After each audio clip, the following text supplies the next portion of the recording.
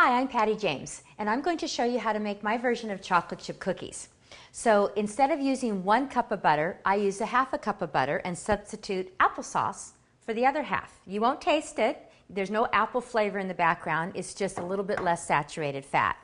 And instead of using 1.5 cups of white sugar, I use 1 cup of the natural sugar, like the Sucanat or Rapadura, any of the other many brands. It's just cane sugar dried. Okay, 2 good organic eggs, some nice organic, wonderful smelling vanilla. I use whole wheat flour, and I add a lot of nuts and seeds, and of course I use 70% dark chocolate. So my version of chocolate chip cookies is less saturated fat, less sugar, and because of all the nuts and seeds I add into this recipe, you get additional dietary fiber, and it slows that sugar rush from the sugar in the flour for those who have to watch their blood sugar, like somebody with diabetes as an example. So here we go. Let's get cooking. All right. There's 1/2 cup of butter. We'll save this wrapper. And then I'm adding 1 cup of sugar. And let's just puree that. Mix that in our mixer. You can do this by hand. Now I'm going to add 2 eggs.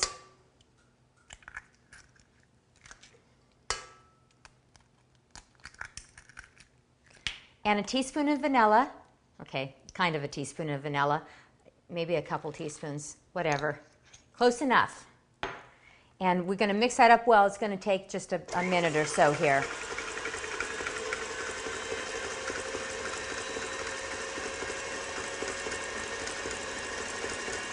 Smells so good.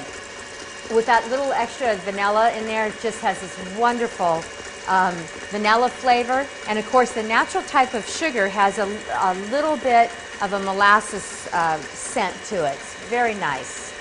Okay, so I think that's mixed up well enough. Now you add your dry ingredients. So I have 2 1/4 cups of whole wheat flour. You can also use non-gluten flour if gluten is a problem for you. So I add a 1/2 teaspoon salt and a teaspoon of baking soda. Let's add that in there. Let's mix that up a little bit, and then I'll add the rest. Whoa, there's some powder. Okay, the rest of the flour.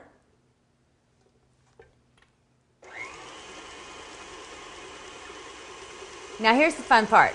This is where I add, and I don't measure, you can. Let's add some pumpkin seeds. Let's add some raisins. You don't have to add raisins if you don't want to. I like sunflower seeds in there. How about a little handful of good omega-3 walnuts, my favorite nut. How about even a little bit of oats? A little bit more than that. Okay? What else can I put in there? Oh my goodness. Guess what I didn't add?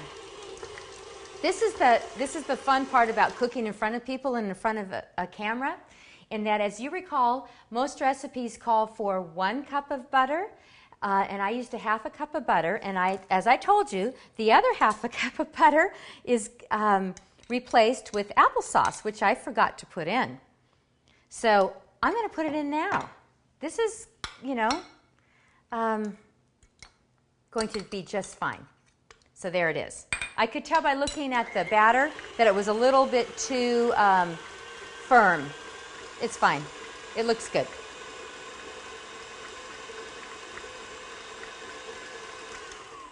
Okay, let's wipe down the sides.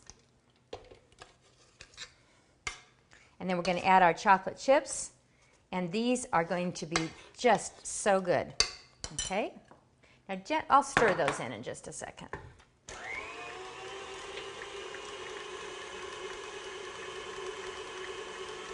Okay. Here's a little trick for you. If you're using this kind of a mixer, just unlock it, turn it on, and slowly lift up the beater, and it just cleans it off. Much nicer. Okay. So now let's add the chocolate chips. Oh, that was a lot of chocolate chips. Just 1 package. Mix that up. They look great, even though I added the applesauce a little bit late. It was just fine. Now you can't, when you bake, you can't kind of make those kinds of mistakes if you're doing something like a really light and fluffy cake. But for this, it's just fine. All right, so then I use parchment paper instead of buttering it, the cookie sheet. I just use parchment paper. And then look at how pretty those are. Aren't they beautiful? All those nuts and seeds are so delicious. Lots and lots of chocolate, whole grains, less sugar, less salt. You're just going to love them. I'm going to put them in the oven. Just a minute. Okay, so here's our 12 chocolate chip nut cookies, and they bake for about 11 minutes in a 375-degree preheated oven.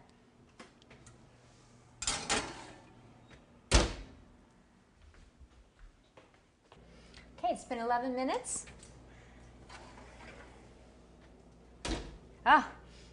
Smells so good.